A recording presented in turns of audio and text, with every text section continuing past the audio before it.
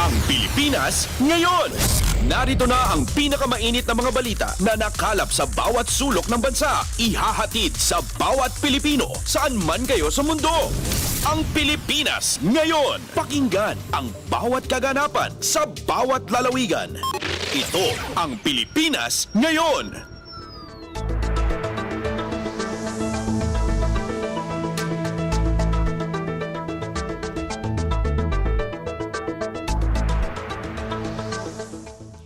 Magandang araw sa ating mga tagapakinig. Welcome po muli sa ating programang Ang Pilipinas Ngayon. Napapakinggan po ninyo saan mang bahagi ng mundo sa pamamagitan ng ating himpilang Radyo Pilipinas World Service ng Presidential Broadcast Service. Napapakinggan po tayo sa mga sumusunod na shortwave frequencies sa 9.960 MHz, 12.120 MHz, 15.190 MHz at sa ating official Facebook page Radyo Pilipinas World Service. Ito po si Bea Gaza, samahan po ninyo ako sa kabuuan ng ating programa ngayong araw. Kapapalooban pa rin po ng mga mahalagang balita mula dito sa ating bansa, kasama na ang mga ulat mula sa iba't ibang rehiyon ng Pilipinas. Antabayanan po at sasainin na sa ilang sandali ang kabuuan ng ating programang Ang Pilipinas Ngayon. Mga kaganapan sa Kamaynilaan at mga kalapit na lalawigan dito sa Ang Pilipinas Ngayon.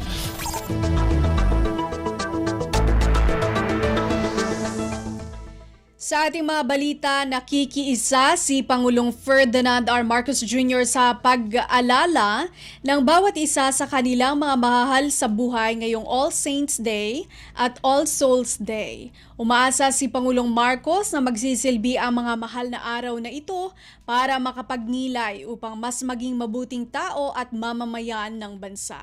Sa pahayag ng Pangulo, ang panahon ng undas ang nagsisilbing panahon para alalahanin ang mga mahal natin sa buhay, ang kanilang pagmamahal, sakripisyo at serbisyo.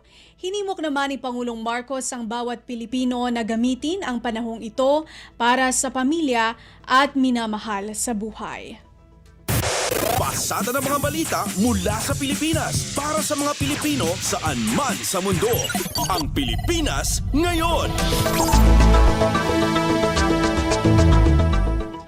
Tiniyak ni Pangulong Ferdinand R. Marcos Jr. na epektibo ang ginagawang pamamahala ng gobyerno sa disaster management efforts nito. Siniguro ng Pangulo sa mga Pilipino na tulong-tulong ang mga ahensya ng gobyerno para matiyak ang kaligtasan ng mga residente na apektado ng Bagyong Leon. Sabi ng Pangulo, may sapat na kagamitan ang gobyerno para makatulong sa muling pagbangon mula sa epekto ng Bagyong Leon na puminsala sa maraming gusali at ari-arian. Samantala, patuloy naman aniya ang relief and recovery efforts sa mga lugar na sinalanta ng Bagyong Christine. Kumpleto, detalyadong balitaan, di papahuli sa mahahalagang kaganapan. Kamustahin ang inang bayan, ang Pilipinas Ngayon.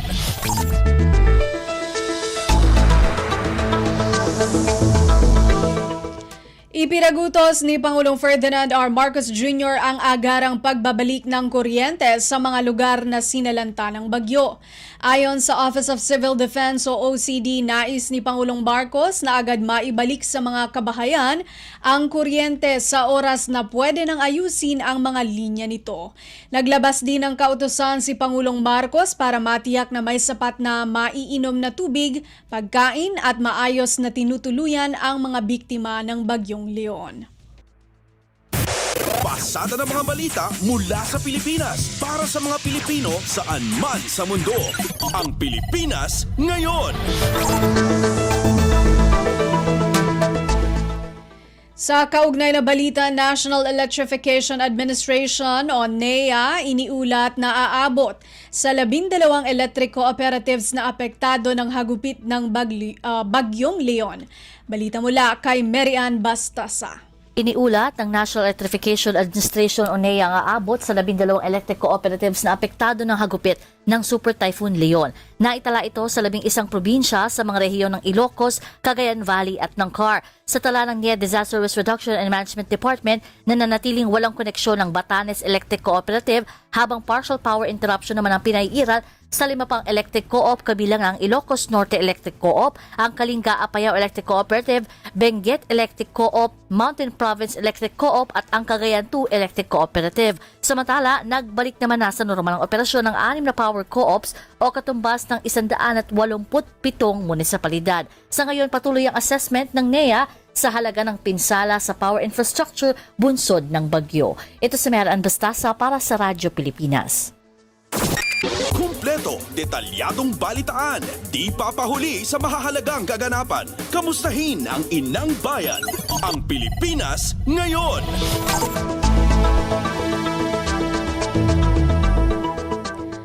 Matapos ipagutos ni Pangulong Ferdinand R. Marcos Jr. ang seguridad sa pagkain, tiniyak ng Department of Agriculture o DA na may sapat na supply ng bigas para sa mga nasalanta ng bagyong Christine at Leon. Ayon kay DA Director Lorna Calda, nasa sako ng bigas mula sa National Food Authority ang naipamigay sa lokal na pamahalaan ng Ilocos at Cagayan Region. Magtatayo rin anya sila ng Kadiwa stores para maging abot kaya ang mga presyo ng pagkain sa mga apektadong residente. Nasa 1 bilyong piso naman ang inilaan ng ahensya para sa rehabilitasyon at recovery sa sektor ng agrikultura. Pasada ng mga balita mula sa Pilipinas para sa mga Pilipino saan man sa mundo. Ang Pilipinas ngayon.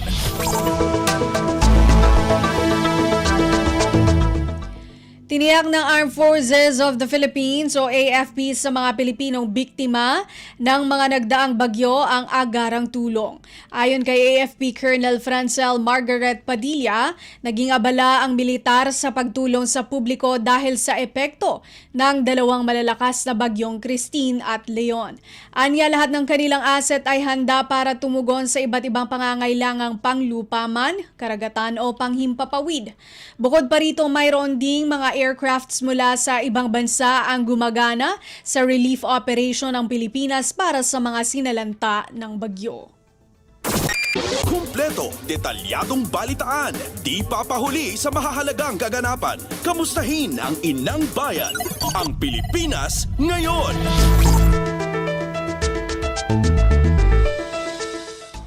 Pamunuan ng Bureau of Immigration o BI nagdagdag ng tauhan sa Ninoy Aquino International Airport o NAIA upang mapanatili ang maayos na serbisyo sa mga bumabiyahe. May report si Lawrence Tanhoco.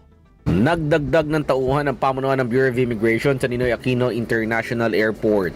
Ayon kay Bureau of Immigration Commissioner Joel Anthony Viado, layo nito na mapanatili ang maayos at maasang serbisyo sa mga pasahero ngayong undas. Inaasahan kasi nila ang mas maraming pasahero ngayon kumpara noong isang taon. Maliban sa 58 bagong graduate na immigration officers ay magde-deploy din ng BI na mga tauhan nito mula sa kanilang main office. Layo naman ito na masuportahan ang operasyon ng BI sa NAIA. Tablado na rin muna ang mga leave applications ng mga frontline officers na regular namang nakagawian sa ahensya para matiyak na naka-full deployment ang mga ito ngayong peak season. Dagdag pa ni Viado na activated na rin ang kailang rapid response units para naman maaksyonan ang mga biglaang pagdami ng mga pasahero lalo na anya sa tuwing peak hours. Mula pa rin dito sa southern part ng Metro Manila, Lawrence Tanhoco, Radyo Pilipinas. Pasada ng mga balita mula sa Pilipinas para sa mga Pilipino saan man sa mundo. Ang Pilipinas ngayon. Patuloy ang pagdagsa ng mga tao sa Manila North Cemetery upang bumisita sa puntod ng kanilang mga mahal sa buhay. Magbabalita si Michael Rogas. Sa kabila ng pabago-bagong lagay ng panahon, patuloy ang pagdagsa ng mga individual na nais bumisita sa puntod ng mga yumao nilang mahal sa buhay sa Manila North Cemetery sa datos ng Manila Police District. nasa 84,000 ang bilang ng mga individual na nagtungo sa nasabing sementeryo kahapon. Kaugnay nito, patuloy ang paalala ng Manila Department of Social Welfare sa mga bibisita na iparehistro ang mga kasamang bata sa help desk na nakapwesto sa bungad ng sementeryo. Ito ay para may kapulang impormasyon ang mga bata sakaling mapahiwalay sila sa mga kasama kung saan kakabitan ng alphanumeric tag ang bawat bata na gagamitang batayan sa paghahanap sa mga kasama. Sa record ng Manila Department of Social Welfare, nasa halos 300 na mga bata ang nagparehistro na. Marami na rin ipinagbabawal na bagay tulad ng pabango, lighter, sigarilyo, vape at iba pa ang nakukumpiska at hindi na pwedeng balikan pa. Inaasahan ng pamunuan ng Manila North Cemetery at ng MPD na mas dodoble pa ngayong araw ang bilang ng mga magtutungo sa sementeryo dahil ngayong araw na ito ang Nobyembre 1 at walang pasok sa mga trabaho. Ito si Michael Rogas para sa Radyo Pilipinas. Kumpleto, detalyadong balitaan, di papahuli sa mahahalagang kaganapan. Kamustahin ang inang bayan, ang Pilipinas ngayon.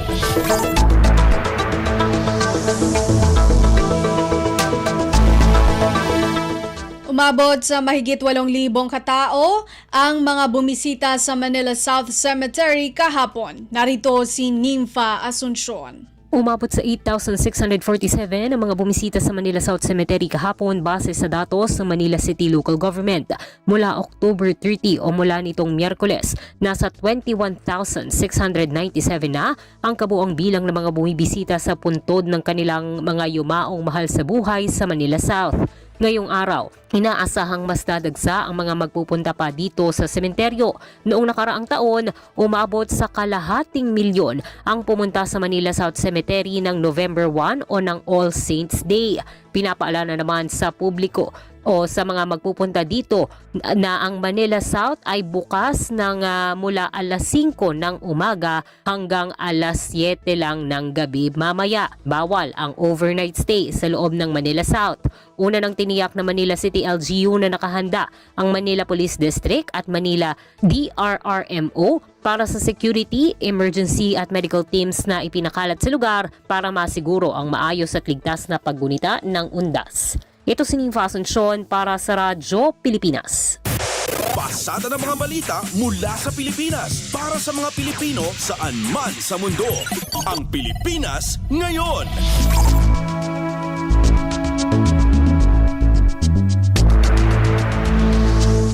Malabon Local Government Unit o LGU ipinatupad ang mga patakaran sa parking sa mga lugar na malapit sa sementeryo.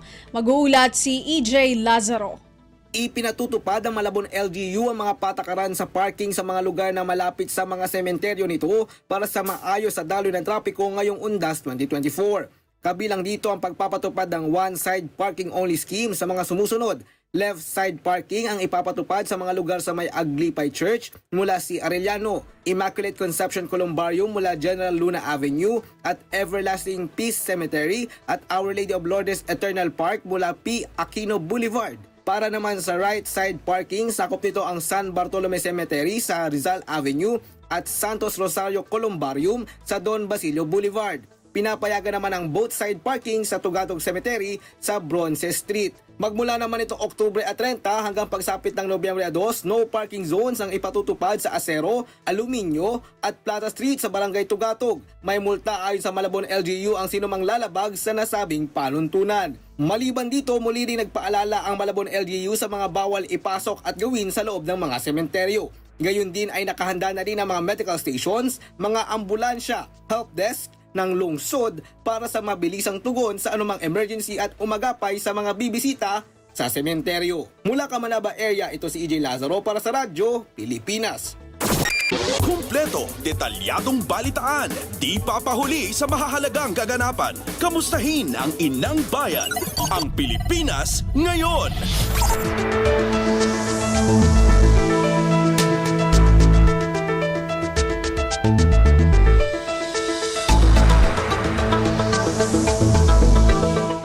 Eastern Police District nagpakalat na ng 2,000 tauhan sa kanilang nasasakupan upang tiyakin ang maayos na paggunita ng undas. Detalye ng balita mula kay J. Mark Dagala. Ipinakalat na ng Eastern Police District ang may 2,000 tauhan nito sa mga sementeryo at iba pang places of convergence sa kanila nasasakupan. Ito ay para tiyakin na maayos, tahimik at mapayapang paggunita ng mga Pilipino sa All Saints Day o mas kilala bilang Undas ngayong araw. Ayon kay EPD Director Police Colonel Villam Murtuliao, nasa 14 na sementeryo at 6 na kolumbaryum ang kanilang babantayan, partikular na sa mga lungsod ng Pasig, Mandaluyong, Marikina at San Juan. Bukod pa ito sa places of convergence gaya ng mga simbahan, mall, palengke at iba pa. Naglatag din ang EPD ng 250 border checkpoints bilang bahagi na rin ng kanilang anti-criminality campaign. J. Mark Dagala, Radyo Pilipinas. Pasada ng mga balita mula sa Pilipinas para sa mga Pilipino saan man sa mundo. Ang Pilipinas ngayon.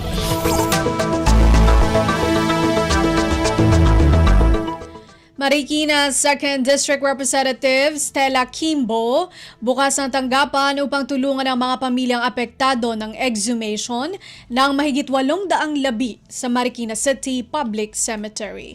Magbabalita si Kathleen Forbes. Bukas ang tanggapan ni Marikina 2nd District Representative Stella Kimbo para tulungan ang mga pamilyang apektado ng exhumation na higit sa 800 labi sa Marikina City Public Cemetery. Ayon kay Kimbo, kaisa sila sa pakikidalamhati sa biglaang paghukay sa mga labi ng namayapang kaanak lalo na at undas. Bukas anya ang kanyang tanggapan sa mga nais magpakremit ng mga labi ng kanilang mahal sa buhay na na-exhume. Nanawagan naman ang Lady Solon sa lokal na pamahalaan na magkaroon ng mas maayos at makataong sistema para sa paglilibing. Kasama na rin dito ang pagpapatayo ng pampublikong kolumbaryo at pagkakaroon ng dagdag na pampublikong sementeryo para sa mga Marikenyo lalo na sa mga mahihirap. Apelaran niya na maglabas ng listahan ng mga pangalan ng mga naapektuhan ng biglaang paghuhukay ng mga labi kalakip ang mga mahalagang impormasyon upang mapanatili ang respeto at seguridad sa mga labi ng kanilang mahal sa buhay. Ito si Kathleen Forbes para sa Radyo Pilipinas. Kumpleto, detalyadong balitaan, di papahuli sa mahahalagang kaganapan. Kamustahin ang inang bayan, ang Pilipinas ngayon.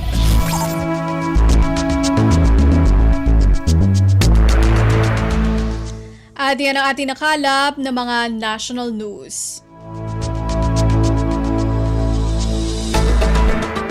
Samantala, narito naman po ang mga balita mula sa ating mga kasamahan sa iba't ibang mga rehiyon dito sa ating bansa para sa ating regional news ngayong araw na ito. Balita mula sa lalawigan sa bawat rehiyon ng ating bayan. Dito sa Ang Pilipinas Ngayon. Department of Education o DepEd Mountain Province Division nagsagawa ng forum ukol sa SGC at home and away kick-off sa mga stakeholders. Si Arlene Fagian sa report. Napasamak iti Stakeholders Forum School Governance Council Orientation kan home and away games kick-off babaan iti Department of Education Mountain Province Division dito Bontong edi Calman October 31, 2024. Panggap iti nasa ang SGC orientation namingat tandudo kadag iti karibungan dagiti agad-adal kan inpakaamuda pa iti home and away games kick-off tapno maamuan dagiti agad-adal kakaro dagiti atleta iti home ground kan away games kan danto aramiden. Gaputa sidigan iti provincial meet dito Mountain Province inpakaamu ni School Governance and Operation Division Chief Rosendo dagiti updates kan mechanics iti home and away games. Sigon kan kuana iti home and away games kat sabali iti usual nga napaspasamak kadagiti provincial meet. Kat kinunana nga ada iti kanya-kanya nga lokasyon iti ayam iti daytoy nga home and away games kan adaan iti host team. Kinunana pa nga iti pagsayaatan kunana kat ada ay ayam mapapasamak kadagiti pamilyar ang lugar nga sanay dagiti atleta kat adamot pagay-ayaman nga kasapulan nga mayroman to dagitoy atleta. Manipod iti Bontok, Arlene Fagian para iti Radyo Pilipinas World Service.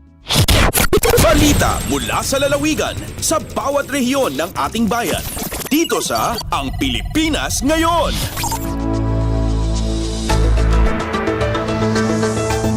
Maraming salamat, Arlene Fagian.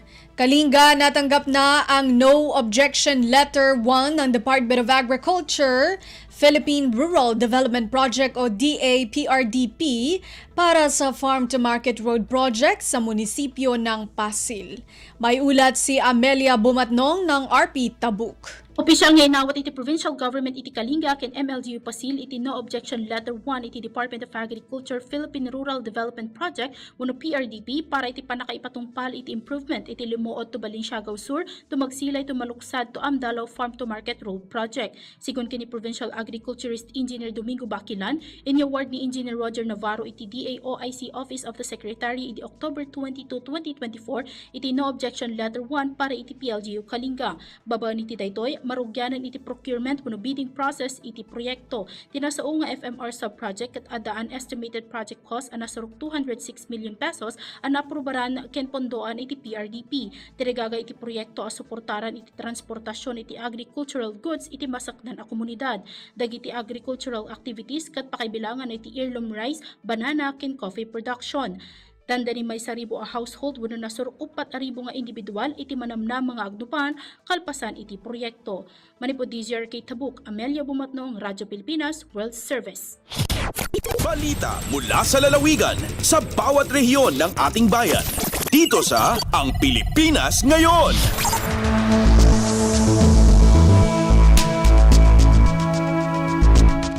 Maraming salamat, Amelia Bumatnong. Department of Social Welfare and Development Field Office 1 o DSWD FO1 tuloy ang pamamahagi ng tulong sa mga apektado ng kalamidad sa Pangasinan. Si Sara Kayabyab ng RP Dagupan sa balita. Tuloy-tuloy sa pangiiterya tulong na say opisina ng Department of Social Welfare and Development Field Office 1 at sari residente jad Luyaga Pangasinan ya naapektuan niya kalamidad lautla jad apalabas na Bagyon Christine. Karakilan at sari residente ya akawatla na tulong at sari asalina padilap lapod inya tagaya daluyon o sa storm surge. Unong adlistaan niya DSWD akaiterlara jad nanduruman balay jad Luyaga Pangasinan na unaabot at 8,743 family food packs. Ilaluan ya unat tagay ni iya lapod sa epekto lamot na Bagyon Leon jad Luyaga Pangasinan. Unong sa DSWD tuloy-tuloy sa pangiiterda na tulong jad inbunaga agaw ang iterira jad Syudad Dagupan, Balaya Mabini, Anda, San Infanta. Manlalapod Dagupan City, Sara Kayabyab para Radyo Pilipinas World Service. Balita mula sa lalawigan sa bawat rehiyon ng ating bayan. Dito sa Ang Pilipinas Ngayon.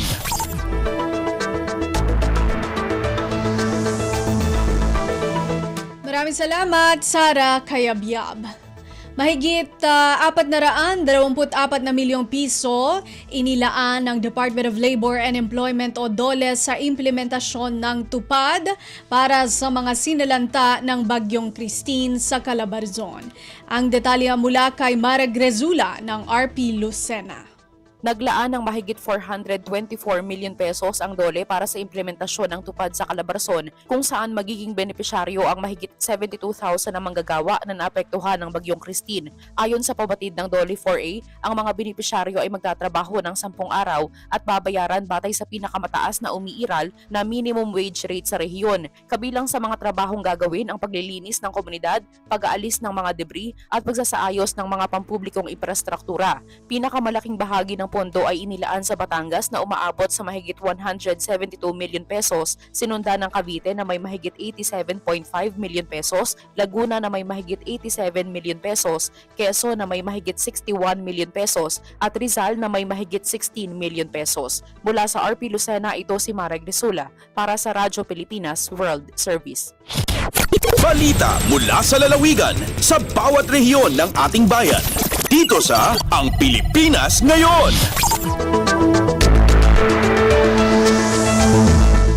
Maraming salamat, Mara Grezula. Lungsod ng Calbayog, Samar, ikatlong sunod-sunod na taong nakuha ang 2023 Green Banner of Seal Compliance ng National Nutrition Council. Narito si Charmaine Perito. Durante sang gindumarak na 2024 Gawad Nutrisyon Regional Nutrition Awarding Ceremony sa pag-host sa National Nutrition Council NNC Region 8, utro nga nakabot sa siyudad sang Calbayog ang 2023 Green Banner of Seal Compliance. Ininaan ni katulong nga tuig nga nakabot sa siyudad ang prestihiyoso nga pagkilala. Gintagan liwat rekognasyon ang naging achievement na Dr. Roy P. Maribuhok nga ginkilala ko mo 2023 Outstanding Provincial and City Nutrition Action Officer ug Mr. Ralph M. Maribuhok nga ginkilala ko mo 2023 Outstanding Provincial and City Nutrition Program Coordinator. Ang nasabi nga tinuig nga event nagahatag honor sa mga local government units ug nutrition leaders nga nagpakita exemplary performance sa pag-manage ug pagpatuman mga programa parte sa nutrisyon. Usa ini nga plataporma pagselebrar sa excellence sa larang sa nutrisyon, maghatag inspirasyon sa mga komunidad ug mag-aghat nga igpadayon ang mga paningkamot sa pag-promote healthy habits ug pag-address malnutrisyon. Tikang sa Radyo Pilipinas Calbayog, Charmaine Perito para sa Radyo Pilipinas World Service.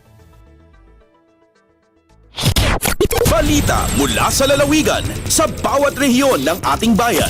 Dito sa Ang Pilipinas Ngayon. Maraming salamat, Charmaine Perito.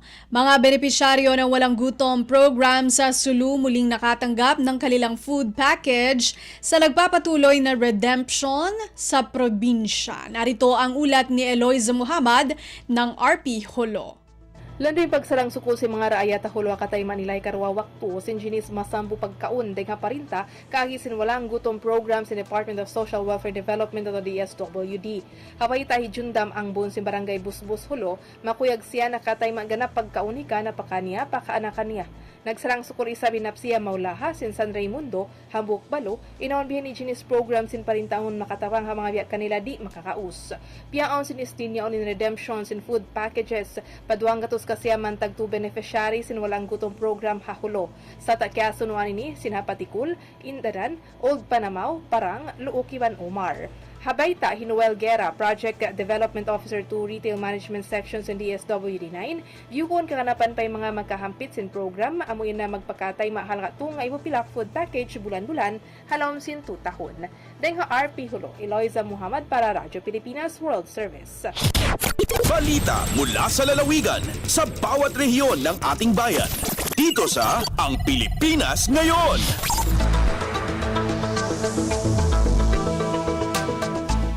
Maraming salamat kay Eloisa Muhammad. At narinig po ninyo ang mga balita mula po sa iba't ibang lalawigan dito sa Pilipinas sa pamamagitan po ng ating regional news.